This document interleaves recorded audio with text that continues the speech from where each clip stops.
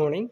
നമുക്ക് MS ഓഫീസുമായി ബന്ധപ്പെട്ട കാര്യങ്ങൾ പഠിക്കുമ്പോൾ കമ്പ്യൂട്ടർ ഹാർഡ്വെയറുമായി ബന്ധപ്പെട്ട അത്യാവശ്യം കുറച്ച് കാര്യങ്ങളും കൂടെ ഏറ്റവും ക്ലിയറായിട്ട് അറിഞ്ഞിരിക്കേണ്ടത് വളരെയധികം അത്യാവശ്യമാണ്.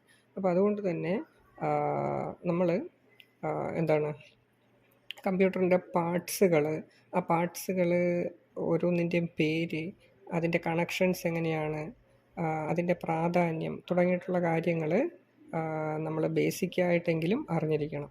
അപ്പോൾ അതുമായിട്ട് ബന്ധപ്പെട്ട കുറച്ച് കാര്യങ്ങളാണ് ഇനി പറയാനായിട്ട് പോകുന്നത്. നമ്മളൊരു ഡെസ്ക്ടോപ്പ് PC പരിഗണിക്കുമ്പോൾ അതിൻ്റെ CPU എന്ന് പറയുന്ന പോർഷൻ ഇതാണ്. അതുപോലെ തന്നെ മോണിറ്റർ, ഇത് മോണിറ്റർ, അതുപോലെ തന്നെ കീബോർഡ്, മൗസ്, ഇതെല്ലാവർക്കും അറിയാവുന്ന കാര്യങ്ങളാണ്. എങ്കിലും ജസ്റ്റ് ഒന്ന് പറഞ്ഞെന്ന് മാത്രമേ ഉള്ളൂ. ഈ മോണിറ്റർ എന്ന് പറയുന്നത് ഔട്ട്പുട്ട് ഡിവൈസിൻ്റെ കാറ്റഗറി വരുന്നതാണ്. ഔട്ട്പുട്ട് ഡിവൈസ് അഥവാ ഔട്ട്പുട്ട് പെരിഫറൽസ് എന്ന് നമുക്ക് പറയാം. അതുപോലെ തന്നെ കീബോർഡ് എന്ന് പറയുന്നത് ഇൻപുട്ട് ഡിവൈസാണ്. അതിന് നമ്മൾ സ്റ്റാൻഡേർഡ് ഇൻപുട്ട് ഡിവൈസ് എന്നാണ് പറയുന്നത്. അതുപോലെ തന്നെ ഒരു പോയിൻറ്റിംഗ് ഡിവൈസായിട്ട് വരുന്ന അടുത്തൊരു ഇൻപുട്ട് ഡിവൈസാണ് മൗസ് എന്ന് പറയുന്നത്. ഇനി നമ്മൾ CPU പരിഗണിക്കാൻ നേരത്തെ ഈ ഒരു ബോക്സ് പോലുള്ള ഈ ഒരു സ്ട്രക്ചറിനെ നമ്മൾ CPU ക്യാബിൻ അഥവാ സിസ്റ്റം ക്യാബിൻ എന്നാണ് പറയുന്നത്. അപ്പോൾ ഈ സിസ്റ്റം ക്യാബിൻ്റെ തന്നെ പല ഭാഗങ്ങൾ നമ്മൾ പരിശോധിക്കുമ്പോൾ ഇതിൻ്റെ ഫ്രണ്ട് പാനൽ എന്നാണ് പറയുന്നത്. ഇതിൻ്റെ ഫ്രണ്ട് പാനൽ എന്നാണ് പറയുന്നത്. ഈ ഫ്രണ്ട് പാനലിലുള്ള കണക്ഷൻസിനെ നമ്മൾ ഫ്രണ്ട് പാനൽ കണക്ഷൻസ് എന്നും പറയും. ഇനി ഇതിലെ ഓരോ ഭാഗങ്ങളും നമുക്ക് നോക്കാം. ഇതാണ് ഇതിൻ്റെ പവർ ബട്ടണായിട്ട് വരുന്നത്. അതുപോലെ തന്നെ ഒരു CD DVD ഡ്രൈവ് ഇൻസ്റ്റാൾ ചെയ്തിട്ടുണ്ട്. അത് ഡ്രൈവ് പുറത്തേക്ക് ഇജക്റ്റ് ചെയ്യാനുള്ള ബട്ടണാണ് ഈ കാണുന്നത്.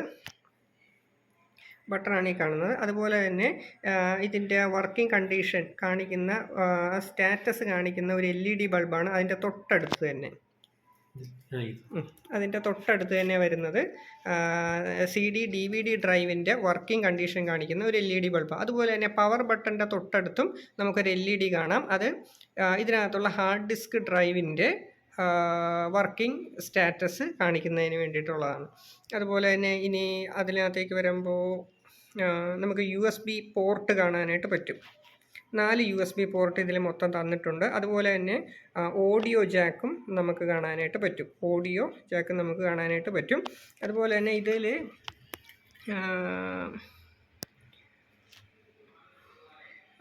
ഓഡിയോ ജാക്ക് തന്നെ മൈക്കിന് വേണ്ടി ഏതാണ്, അതുപോലെ തന്നെ സ്പീക്കറിന് വേണ്ടി ഏതാണെന്നുള്ളതിൻ്റെ സിമ്പൽ അതിൻ്റെ തൊട്ടടുത്ത് തന്നെ കൊടുത്തിട്ടുണ്ടാവും. ഇനി ഈ 2 സൈഡാണ് ഇതിൻ്റെ റിയർ പോർഷൻ എന്ന് പറയുന്നത്, ഇതും തൊട്ടപ്പുറത്തതും. ഇനി അതുപോലെ തന്നെ ഇതിൻ്റെ ബാക്ക് സൈഡ് നമുക്ക് നോക്കാം. ഓക്കെ, അപ്പോൾ നമ്മൾ പറഞ്ഞു അത് ഫ്രണ്ട് പാനൽ, അതുപോലെ തന്നെ ഫ്രണ്ട് പാനൽ കണക്ഷൻ, അതുപോലെ തന്നെ ഇത് ബാക്ക് പാനൽ, ഇതിൻ്റെ ബാക്ക് പാനൽ കണക്ഷൻസ്. ഇനി ഇതിലെ ഓരോ ഭാഗങ്ങളും നമ്മൾ നോക്കുമ്പോൾ ഏറ്റവും ഫസ്റ്റ് നമുക്ക് കാണാൻ പറ്റും. ഇത് PS/2 എന്നാണ് പറയുന്നത്. ഏറ്റവും ഫസ്റ്റ് അതെ, PS/2 എന്നാണ് പറയുന്നത്.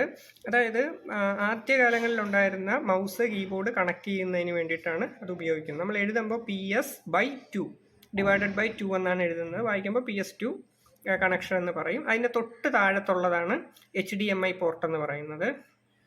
അതായത് കുറച്ചുകൂടെ അഡ്വാൻസ്ഡ് ആയിട്ടുള്ള ഒരു സംവിധാനമാണത്. അപ്പോൾ നമ്മൾ അതിൻ്റെ തൊട്ട് താഴെ കാണുന്നതാണ് VGA പോർട്ട്. അതുപോലെ തന്നെ VGA അഡാപ്റ്റർ അഥവാ VGA കേബിളാണ് ഈ കണക്ട് ചെയ്തിട്ടുള്ളത്. ഈ VGA കേബിള് എല്ലായ്പ്പോഴും ഈ ഒരു ഷേപ്പിലും ഈ ഒരു കളറിലുമാണ് വരുന്നത്. അപ്പോൾ അതിൻ്റെ ഒരു എൻഡാണ് CPUവിൻ്റെ ബാക്കിൽ കൊടുത്തിട്ടുള്ളത്. അതിൻ്റെ രണ്ടാമത്തെ എൻഡ് നമുക്ക് മോണിറ്ററിൻ്റെ ബാക്കിൽ കാണാനായിട്ട് പറ്റും.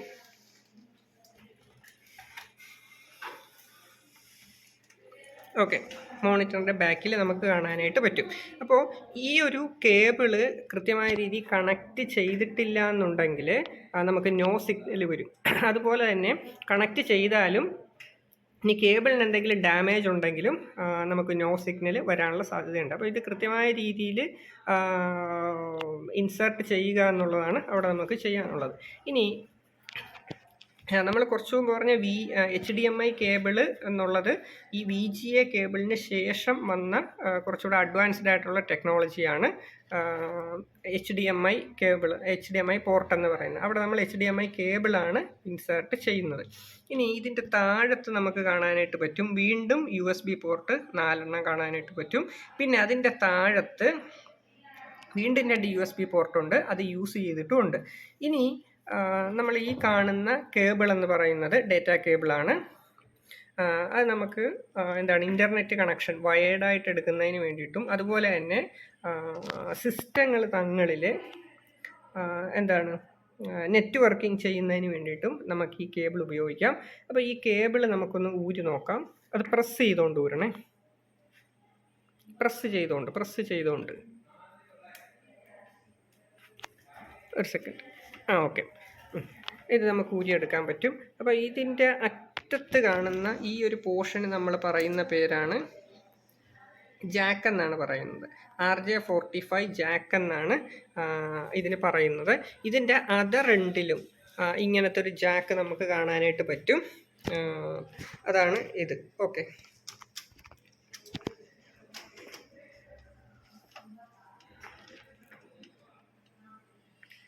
ഓക്കെ, ഇനി അതിൻ്റെ താഴത്ത് നമുക്ക് ഓഡിയോ പോർട്ട് നമുക്ക് കാണാനായിട്ട് പറ്റും.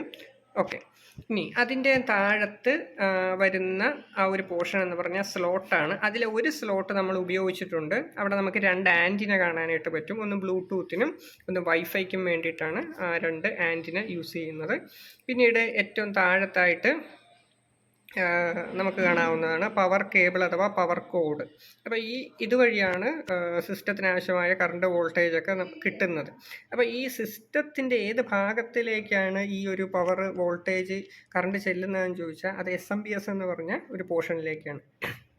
അപ്പോൾ ഈ SMPSൻ്റെ ഒരു ഫാനും കൂടെ എപ്പോഴും ഇതിനുണ്ടാവും. അതുകൊണ്ടാണ് ആ ഭാഗത്ത് കുറച്ച് ഹോൾസും കൂടെ കിടക്കുന്നത്. ആ ഫാന് കറങ്ങുമ്പോൾ അതിന് വേണ്ടിയിട്ടാണ് ആ ഹോൾസും കൂടെ ഉള്ളത്. ഓക്കെ, അപ്പോൾ ഇത്രയൊക്കെയാണ് ഇതിൻ്റെ പോർഷൻസ്. അപ്പോൾ നമ്മളൊരു സിസ്റ്റം കണക്ട് ചെയ്യുമ്പോൾ ഇത്രയും കാര്യങ്ങളാണ് ഇതിൻ്റെ ബാക്ക് പാനലിലെ കണക്ഷൻസിൽ വരുന്നത്. അതുപോലെ തന്നെ മോണിറ്ററിനകത്തേക്ക് വരുമ്പോൾ സിഗ്നലിന് വേണ്ടിയിട്ടുള്ള VGA കേബിൾ അഥവാ VGA അഡാപ്റ്റർ നമ്മൾ കണ്ടു. അതുപോലെ തന്നെ മോണിറ്ററിൻ്റെ അകത്തേക്ക് പവറിന് വേണ്ടിയിട്ടും ഒരു കേബിൾ ഉണ്ടാവും.